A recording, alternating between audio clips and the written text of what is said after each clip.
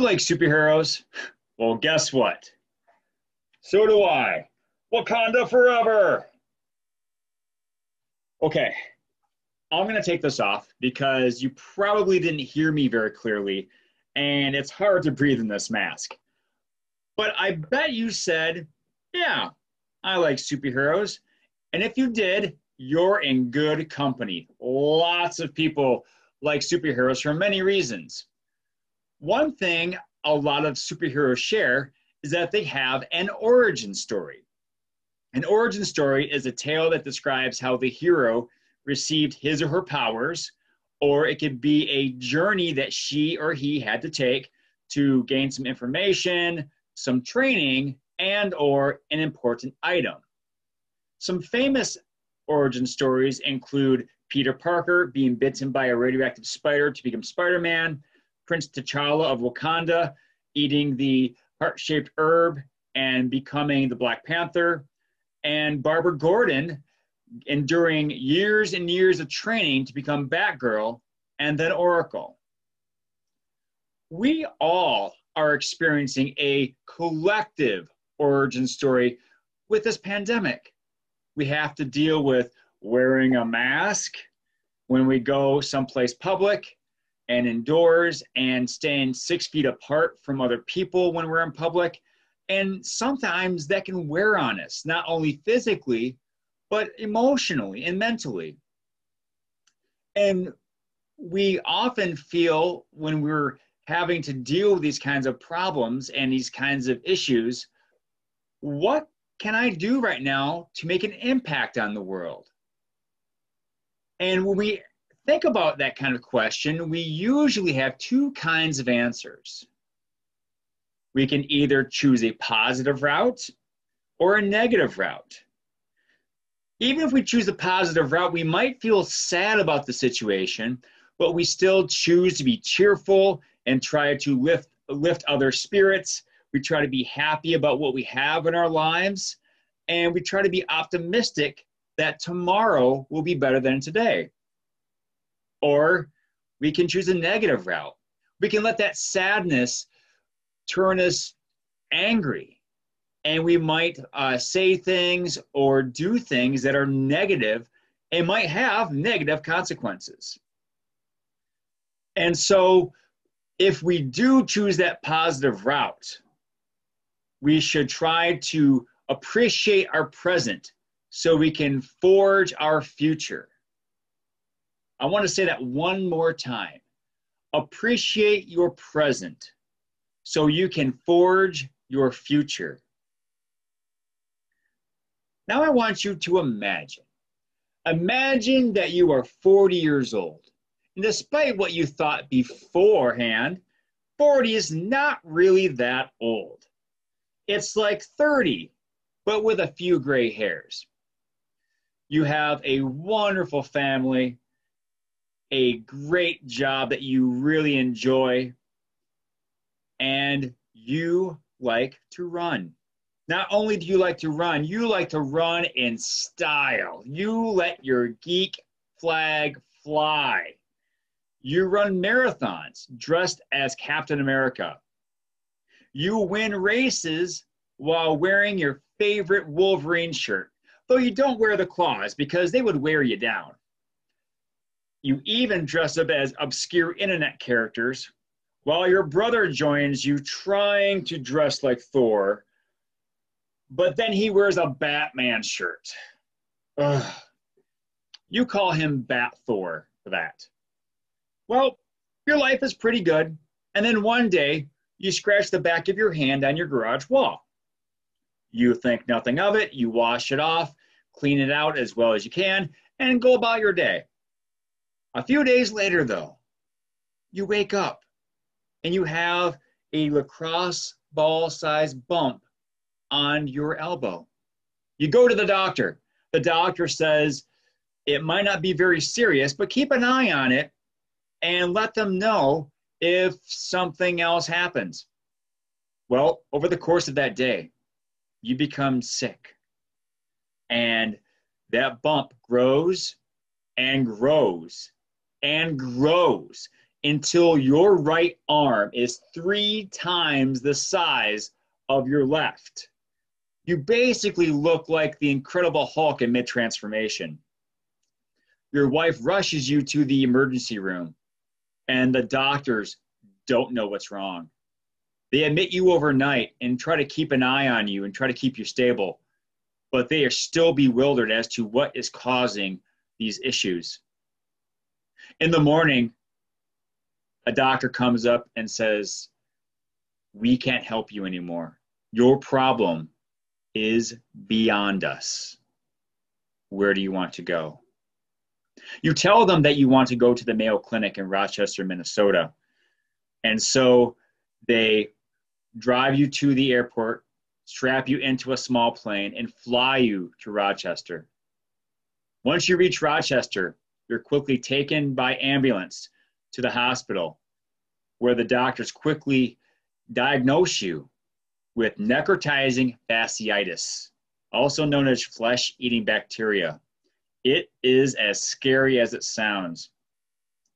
You are quickly given medication and put in a medical coma for 5 days.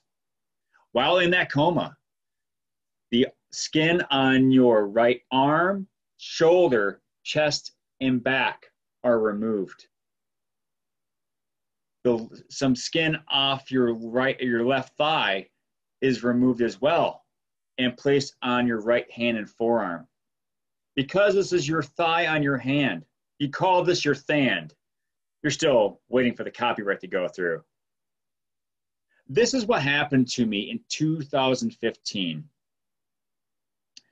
I was facing a dire situation. My body would forever be changed. And to show you what my body is going through currently, I want you to raise your left hand as high as you can. It goes up normally, no problem, right? Now I want you to raise your right hand only to about there, shoulder height. Your elbow is lined up with your shoulder. At this point, the skin is pulling so tightly on your arm that it hurts to hold it even this high. To reach even higher causes immense pain. And you still can't stretch your right arm as far as you can your left. This is what I deal with every day with my arm. Now, I want you to take your left arm, grab it with your right hand, squeeze about 50% tightness, and then turn the skin slightly. Do you feel your skin tightening and warming up? That is what it is like on my right arm, shoulder, chest, and back. I have skin grafts that were removed during other surgeries and removed from my other parts of my body and placed on my infected areas. And skin grafts are very tight and get warm very quickly because they don't sweat. So this is what it feels like all the time on these areas. It's tight and very warm. Now I want you to blink a few times. I didn't have to have surgery on my eyes. I just want you to blink because that helps moisturize your eyeballs. But anyway, in the hospital, I had to ask myself, how could I make an impact on the world right now? And I thought about those kinds of choices. I could choose to be a positive person, and despite my physical status of having new skin on my body and having to recover from so many surgeries, I could be cheerful and optimistic and happy about my situation. Or I could be negative. I could be sad and let that sadness turn into anger about what had happened to me, and maybe even develop some post-traumatic stress disorder that would not only affect me, but also my family and friends. I ultimately chose to be positive. And when I made that choice, I asked myself 3 questions. The first question was, what did I have in my life that was good? What good things did I have in my life? And when I thought about that, immediately the big things came to mind. My faith, my family, my friends, my home, and my job. And no, that's not me down in the bottom center picture there. That's someone else teaching online. I don't think I could ever look that attractive, even with the best makeup. But then I thought about, what little things do I have in mind? These big things are great, but a lot of times the small things in life get overlooked, and those are the kinds of things that bring us that day-to-day joy. And so while I was in the hospital, I thought I really enjoyed watching Daredevil on Netflix. While I was recovering, I could binge watch it over and over and over again and really appreciate the acting and the action. And man, that hallway scene, perfection. I then thought about how the sun didn't shine into my eyes when I was lying in my hospital bed. I know that sounds weird, but when you are incapacitated, when you can't move for several weeks and you can't control what's around you, can't control your environment, little things like not being blinded by the sun are really big things when you think about it. Also, I really appreciated not developing a sunburn while indoors. That could be really embarrassing. Then I thought about the hospital pizza. I don't know your opinion of hospital food. Mine wasn't that high. But when I had this hospital pizza, wow, it was fantastic. I don't know if it were because I hadn't had pizza in a while or it was just that good. Oof. I want to go back to the hospital just for some pizza, but not for a room. And then finally, I thought about those hyperbaric oxygen treatments I had to experience. They would drive me by ambulance to another hospital, wheel me into a big, long room, and then put this plastic bubble helmet on my head that had tubes running out of it. And yes, I did look like Mr. Freeze from the Batman comics. And while I appreciated my medical cosplay, I really enjoyed having that oxygen help me heal. And I took some really good naps, though I think I drooled in the helmet a little bit. So what about you? What are some good things that you have in your life? They could be big things, but they also could be small things. Why don't you take a minute and think about that? And either you or your teacher can pause the video. And while you're doing that, I want you to think about all those great things that you have in your life. And I'll even give you a silly face to pause. All right. So I thought about all the good things in my life, the big things and small things. Then I thought about, who do I appreciate and why? Who am I thankful for in my life? Well, again, the big things came to mind. The people in my life came to mind, being my family and my friends.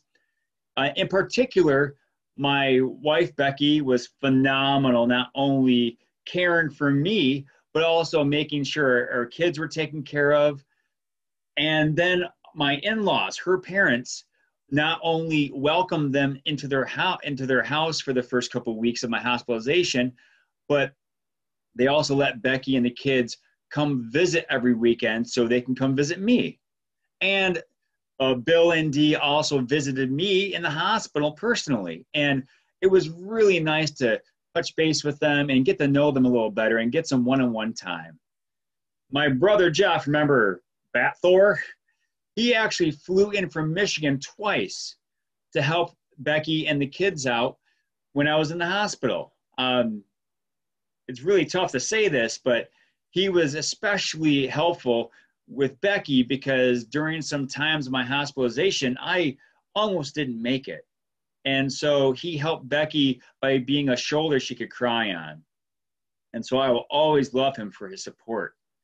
And then my best friend Dave and his wife Beth flew in from Montana to see me on a long weekend.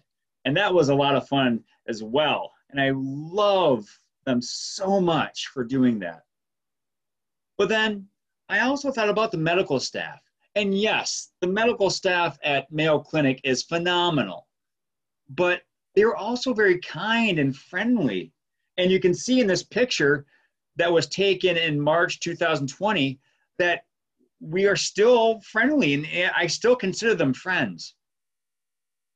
And then I thought about kind strangers who obviously I didn't know, and I still don't know many of them, but they donated a lot of money to me and my family to help us out, and toys to my kids, because during the first couple of weeks of my hospitalization, my kids didn't have their toys because they were away from home. And so I greatly appreciate the kindness of those strangers. So now I want you to take a minute or two and think about who in your life do you appreciate and why do you appreciate them? And I'm going to ask you or your teacher to pause the video while I stare pensively off into the distance. All right, so I thought about what I appreciated in my life. I thought about who I appreciated in my life. Then I thought, how can I be someone else's hero? And yes, that is me dressed as Wolverine fighting Darth Vader with my claws this time. Yeah, that's one of my favorite pictures of all time. So I really couldn't do a lot in the hospital as I was recovering. But as soon as I was discharged, I started performing small acts of kindness for people. I would help my neighbors by mowing their lawns when they needed it. I still run a lot, and so I pick up trash whenever I see it on the road or on the ground, just to keep my neighborhood as beautiful as it can be. And then I open doors for people, either if they're holding groceries or if they're just behind me. And I do other acts of kindness as well.